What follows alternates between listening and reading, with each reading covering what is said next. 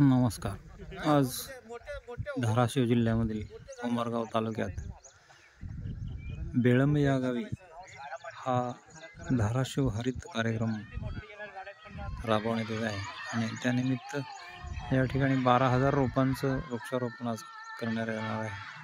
भव्य दिव्य असा हा कार्यक्रम या ठिकाणी काराडे गावचे सुपुत्र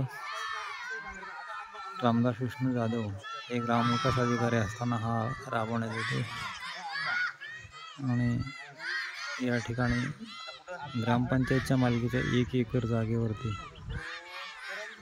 हा वृक्षारोपणाचा कार्यक्रम राबवण्यात येत आहे।